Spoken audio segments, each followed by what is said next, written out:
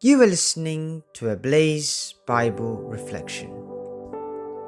Today's passage is Mark 14, verses 32 to 42, read by Ivan.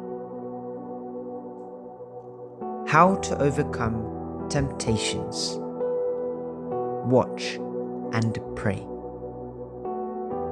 No matter how strong a person is, no matter how devoted to the things of God, there will be seasons of pressure and distress. There will be times of disappointment, betrayal, loneliness, and deep pain. In such moments, the first battle is not physical but spiritual. The heart begins to question the love of God. Hope weakens. Faith trembles. A moment of crisis is also a moment of temptation.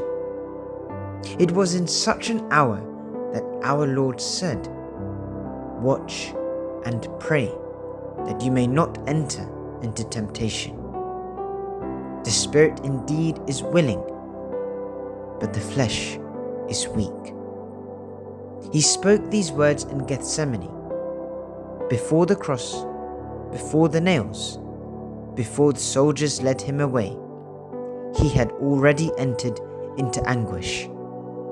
He said, "My soul is very sorrowful, even to death." He saw what was coming. He knew the betrayal was at hand. The crowd was gathering. Darkness was advancing.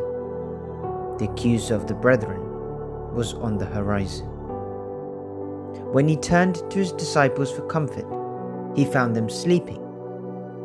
"Could you not watch with me 1 hour?" The support he sought was not there. This is not unfamiliar to us. There are times when those we look to for strength are themselves weary. There are seasons when friends fall away. Even family members may fail to stand with us as we expect.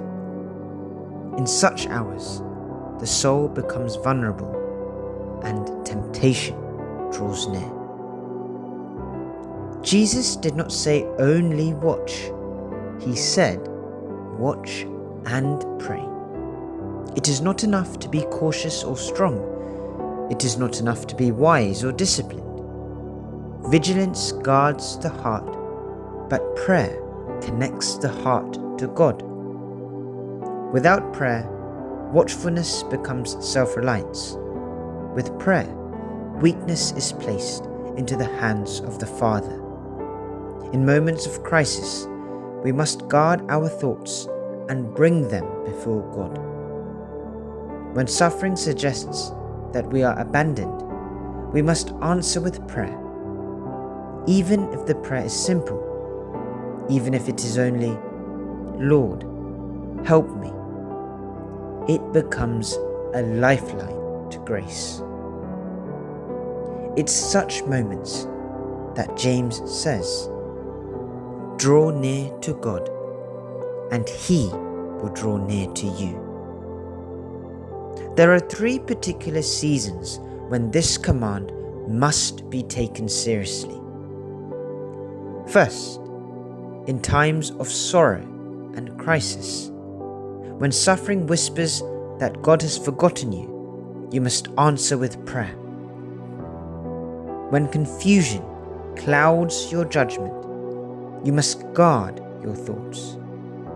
Cast all your anxieties on Him, because He cares for you. Even if your prayer is simple, even if you say only, "Lord, save me," heaven hears. Second, in times of success and celebration. Prosperity and victory can become snares. When things are going well, pride can insidiously rise. Happy moments are often when people make their biggest mistakes. In an attempt to celebrate, they indulge in things that endanger the blessing and threaten their long-term success. For this reason, we often counsel, after every victory, sharpen your sword. Do not return it to the scabbard, for the battle still rages. Otherwise, one develops a false sense of security and self-reliance. For this, Paul writes, "Let anyone who thinks that he stands take heed lest he fall."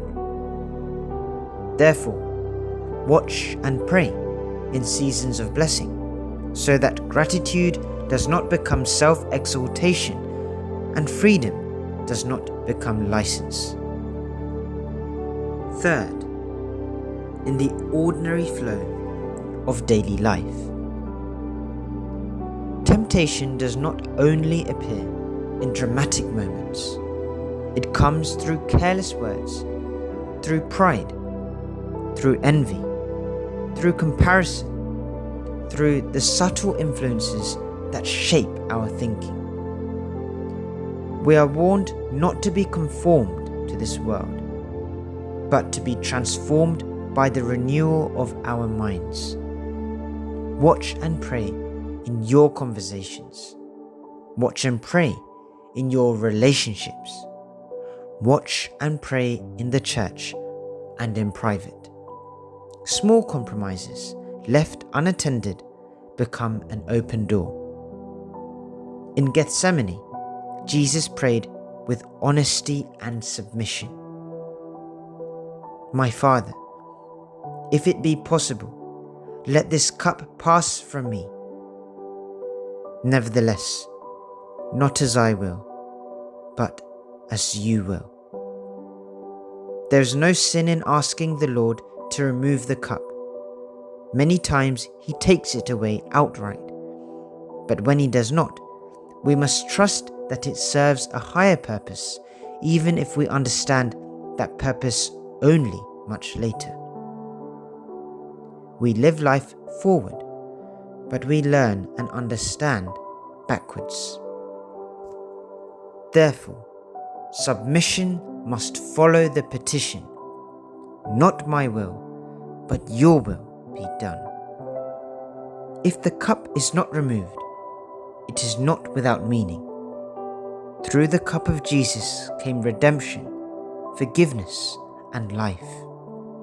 In him we have redemption through his blood, the forgiveness of our trespasses. What seemed like defeat became victory, and what seemed like darkness gave way to resurrection. For we walk by faith and not by sight. So, let us take seriously the command of our Lord. In crisis, in routine, in victory, and at all times, we must watch and pray. For the spirit indeed is willing, but the flesh is weak. God bless you. Stay close to the Word. The Ablaze Team.